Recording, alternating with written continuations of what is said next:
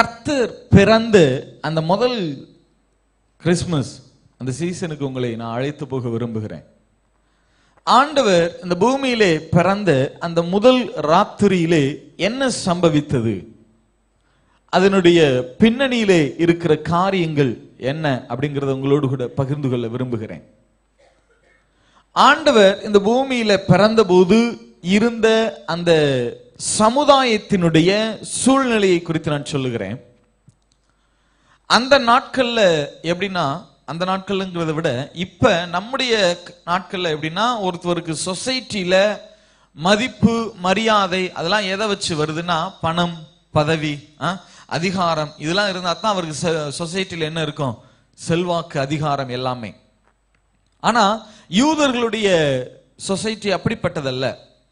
அந்த நாட்கள்ல, அதிலும் கிறிஸ்து பிறந்த அந்த நாட்கள்ல சமுதாயத்தினுடைய அடிப்படை எப்படின்னு சொன்னா, பணம் பதவியை வைத்துலாம் செல்வாக்கு அதிகாரம் கொடுக்க மாட்டாங்க. தேவனுடைய நியாய பிரமாணங்களை ஒருவர் எந்த விதத்திலே வைராக்கியத்தோடு கடைபிடிக்கிறார் என்கிறத பொறுத்து தான் அவருக்கு சொசைட்டியில செல்வாக்கு அதிகாரம் எல்லாமே, மதிப்பு மரியாதை எல்லாமே. நியாய பிரமாணத்தை, தேவனுடைய வேதத்தில் எழுதப்பட்டிருக்கிற நியாய பிரமாணங்களை எந்த அளவுக்கு அவங்க கடைபிடிக்கிறாங்களோ அந்த அளவுக்கு தான் அவங்களுக்கு மதிப்பு செல்வாக்கு எல்லாமே. நம்ம சொல்லுவாங்க இல்லையா, ரொம்ப ஆச்சாரமா இருப்பாங்கன்னு சொல்லுவாங்கல்ல, அதே போல அந்த பிரமாணங்களை கடைபிடிக்கிறத வச்சு தான் அவர்களுக்கு மதிப்பு மரியாதை எல்லாமே. அந்த ரீதியில அந்த நாட்கள்ல தேவனுடைய அந்த நியாய பிரமாணங்கள், மொத்தம் 613 நியாய பிரமாணங்கள் இருக்கிறது. அந்த 613 நியாய பிரமாணங்களையும் அதிகமாய் கடைபிடித்து வாழ்ந்தவர்கள் ஆசாரியர்கள் தான். நியாய பிரமாணத்தை கடைபிடிக்கிறதுல, நியாய பிரமாணத்தின்படி வாழுகிறதுல அதிகமாய் வைராக்கியம் பாராட்டினவர்கள் அவர்கள் தான். அதனாலதான் அந்த நாட்கள்ல சமுதாயத்துல ஆசாரியர்களுக்கு தான் அதிக செல்வாக்கு மதிப்பு மரியாதை எல்லாமே, அதிகாரம் எல்லாம் அவங்களுக்கு தான்.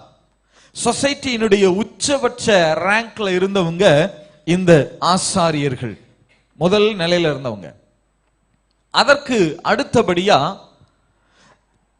வேத பாரகர்கள், அதாவது தேவாலயத்திலே அதிகாரம் பெற்ற வேத பாரகர்கள், அதுக்கு அடுத்து பரிசேயர்கள், அதுக்கு அடுத்து சதுசேயர்கள்னு சொல்லி அவங்களுடைய அந்த லிஸ்ட் இறங்கிட்டே வரும். இதுல சமுதாயத்துல கடைசி நிலையில இருந்தவர்கள் மேய்ப்பர்கள். ஒட்டுமொத்த சமுதாயத்தாலும் புறக்கணிக்கப்பட்டு கீழானவர்களாக தீட்டானவர்களாக கருதப்பட்டு வந்தவர்கள் இந்த மேய்ப்பர்கள். ஒட்டுமொத்த சொசைட்டியுமே மேய்ப்பர்களை இழிவானவர்களாக பார்த்தது. அதுக்கு காரணம் என்னன்னா, இந்த 613 நியாய பிரமாணங்களை மேய்ப்பர்களால எந்த விதத்திலும் என்ன செய்ய முடிகிறதில்லை, கடைபிடிக்க முடிகிறதில்லை. நியாய பிரமாணத்தின்படி 2 வேளையும் குளிக்கணும். காடு மேடெல்லாம் மேய்ப்பர்கள் அலைஞ்சு திரிகிறவங்க, அவங்க எப்படி போய் ஸ்நானம் பண்ணுவாங்க? கை கழுவிட்டு தான், யூதர்களுடைய பிரமாணத்தின்படி கை கழுவிட்டு தான் சாப்பிடணும். ஆனா அதுக்கு உங்களுக்கு வாய்ப்பு இல்லை. நியாய பிரமாணத்தின்படி செத்தத பிராணிகளை, செத்தது எதையாகில என்ன செய்யக்கூடாது, தொடக்கூடாது. தொட்டா அவங்க என்ன ஆயிடுவாங்க, தீட்டு பெற்றுவாங்க. Very good. அப்படி ஆனா இந்த மேய்ப்பர்கள் காடு மேடெல்லாம் அலைகிறதுனால ஏதாவது செத்து போனதை மிதிச்சிருவாங்க, அல்லது ஆடுகள் ஏதாவது மரித்து போனா அதை எடுத்து அடக்கம் பண்ண வேண்டியிருக்கும். அதனால எந்த விதத்திலும் இவர்களால பிரமாணங்களை அதிகமா என்ன செய்ய முடிகிறது இல்லை, கடைபிடிக்க முடிகிறது இல்லை.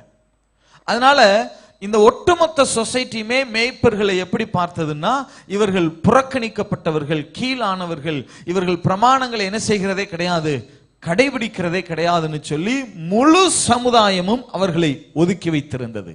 இதுதான் மேய்ப்பர்களுடைய சூழல். மேய்ப்பர்களுடைய சூழல் அந்த நாட்கள்ல மேய்ப்பர்கள் பட்ட கஷ்டங்கள் கொஞ்ச நெஞ்சம் அல்ல. மேய்ப்பர்களை தேவாலயத்து பக்கமே என்ன செய்ய மாட்டாங்களா, விட மாட்டாங்களாம். ஏன்னா மேய்ப்பர்கள் யூதர்களை பொறுத்த மட்டும் மேய்ப்பர்கள் யாரு, தீட்டுப்பட்டவர்கள், கீழானவர்கள். தேவாலயத்து பக்கமே விட மாட்டாங்க.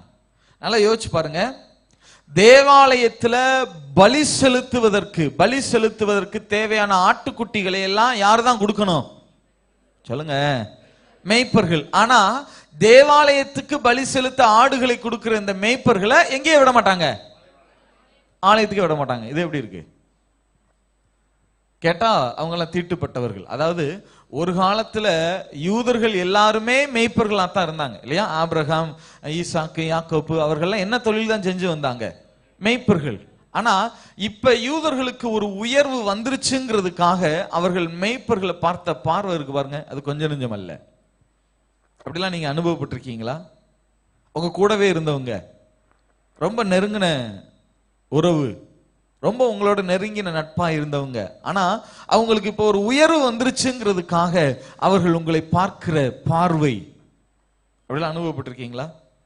அதான் மேய்ப்பர்களுடைய சூழ்நிலையும். மேய்ப்பர்களுடைய சூழ்நிலையும் மேய்ப்பர்களை யூத சமுதாயமே ஒதுக்கி வைத்தது, புறம்பாக தள்ளி வைத்தது. இவங்க இல்லைன்னா தேவாலயமே என்ன செய்யாது? ரன் ஆகாது. பலியை என்ன செய்ய முடியாது? செலுத்த முடியாது. மேய்ப்பர்கள் இல்லைன்னா தேவாலயத்தின் எந்த பணியும் என்ன செய்யாது? நடக்காது. ஆனா இவர்களை அந்த தேவாலயத்துக்குள்ள என்ன செய்ய மாட்டாங்க? விட மாட்டாங்க. அப்படிலாம் அனுபவிச்சிருக்கீங்களா? நீங்க இல்லைன்னா உங்க குடும்பத்துல அல்லது உங்களுடைய ஆபீஸ்ல உங்களுடைய பங்கை எடுத்து விட்டால் அந்த காரியம் அப்படியே ஸ்தம்பித்து போய்விடும். அது ஊழியமாகட்டும் அல்லது குடும்பமாகட்டும் அல்லது நீங்க பணி செய்கிற ஸ்தலங்கள்ல